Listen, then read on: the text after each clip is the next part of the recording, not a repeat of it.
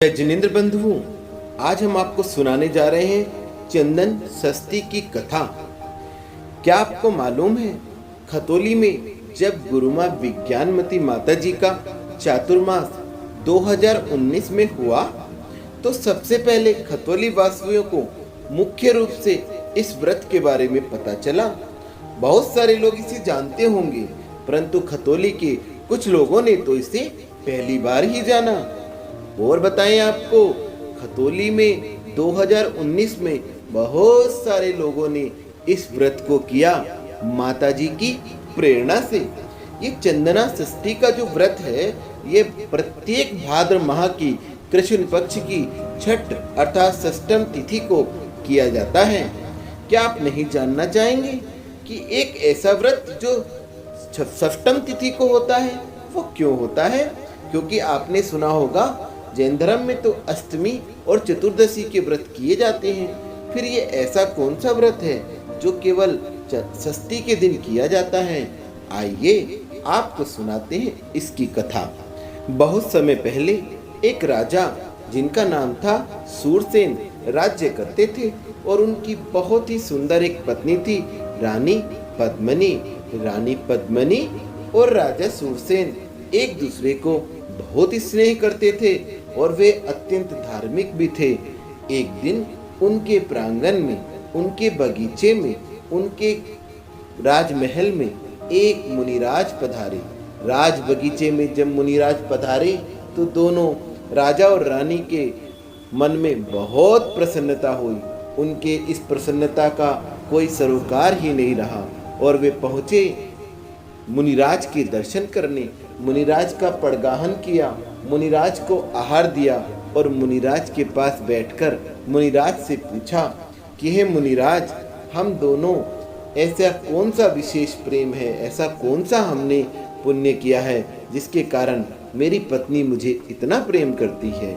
मुनिराज बोले, हे राजा, मैं तुम्हें बताता हूँ, पूर्व भव में तुम ईश्वरदत्त नाम के सेठ थे और ये तुम्हारी चंदना नामक सेठानी थी।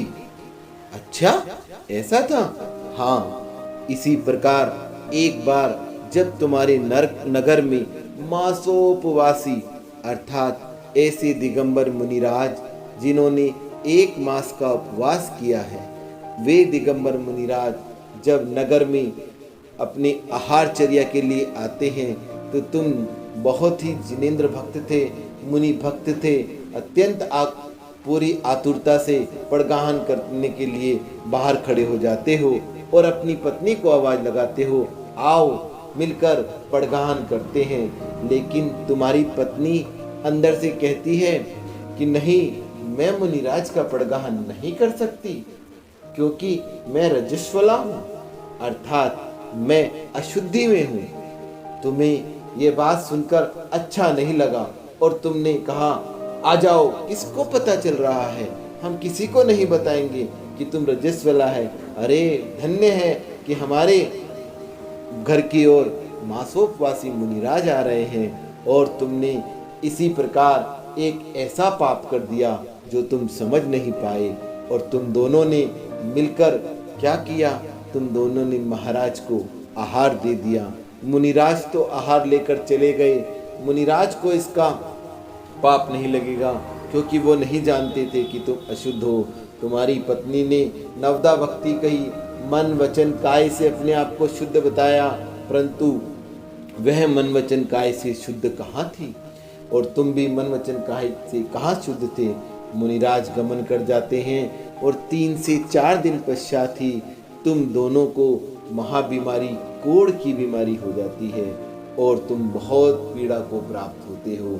जब तुम्हें इतनी पीड़ा होती है तो एक मुनिराज नगर में आते हैं। उन मुनिराज के पास तुम दोनों दर्शन करने जाते हो और कहते हो कि हे मुनिराज, ऐसा क्या हुआ कि हम इस महान दुख से पीड़ित हो गए हैं, हमारे ये कोढ़ रूपी महामारी हो गई है। तो मुनिराज ने कहा, हे राजन, याद करो, जब तुमने विशेष भक्ति में अपने पाप को छुपाया, अपनी पत्नी को अशुद्ध अवस्था में उनसे आहार दिलवाया, ये पाप तुम तो सोचते हो किसी को पता नहीं चलेगा, लेकिन कर्म किसी को नहीं छोड़ते। कर्म सब देखते हैं, कितना भी गुप्त पाप हो उसका भी फल मिलता ही है। और तुमने तो महापाप किया, मुनिराज को झूठ बोलकर आहार दिया। ऐसा तुम्हें नहीं करना चाहिए था। इसी गुप्त पाप की वजह से तुम्हारी ये हालत हुई है। तो फिर हम क्या करें? ऐसा तुमने उनसे उपाय पूछा तो उन्होंने बताया कि भाद्रपद की कृष्ण पक्ष की षष्ठी को एक व्रत होता है जिसका नाम है चंदना षष्ठी। ये तुम्हें 6 वर्ष तक लगातार उपवास के रूप में करना है। तुम इस दिन दोनों पति पत्नी ब्रह्मचर्य से रहोगे तथा भगवान के पूजन ध्यान मगन में रहोगे, स्वाध्याय में अपना जीवन व्यतीत करोगे और एक दिन का पूर्ण उपवास करोगे। इस प्रकार से 6 वर्ष तक तुम्हें ये उपवास करना है। और आपने यह बिल्कुल पूर्ण मन के साथ भक्ति में लीन होकर उस व्रत को किया, जिससे आप दोनों को इस प्रकार से ये उस भव में तो तुम दोनों मरकर देव में पहुँचे और अब देव के बाद तुम यहाँ आकर राजा और रानी हुए हो और तुम में असीम प्रेम है। राजा को जब ये बात पता चली तो उसे बड़ा ही आश्चर्य हुआ और इस संसार की क्षणभंगुरता का ख्याल आ गया। अरे ये कैसा संसार है! और उसने जिनेश्वरी दीक्षा धारण कर ली। उसकी पत्नी पद्मनी ने भी जिनेश्वरी दीक्षा धारण कर ली। राजा उसी भाव से मोक्ष चले जाते हैं और पत्नी 16वें स्वर्ग में जाती है और उसके बाद पुनः मनुष्य रूप धारण कर मोक्ष को प्राप्त करती है। इस प्रकार ये चंदना षष्ठी का व्रत हमें ये बताता है कि हमें कुछ भी ऐसा नहीं सोचना चाहिए कि कोई हमें नहीं देख रहा है, कोई नहीं जान रहा है। हमें पूर्ण शुद्धता से मुनिराज को आहार कराना चाहिए और अपने जीवन में भी किसी प्रकार गुप्त पापों को नहीं करना चाहिए। ऐसी है ये चंदना षष्ठी व्रत। आज आपको हमने ये कथा सुनाई है गुरु माँ के चरणों में, गुरु माँ विज्ञानमती माता जी के चरणों में, आरिका संघ के चरणों में सत्संग। वंदामि गुरु माँ, वंदामि गुरु माँ, वंदामि गुरु माँ।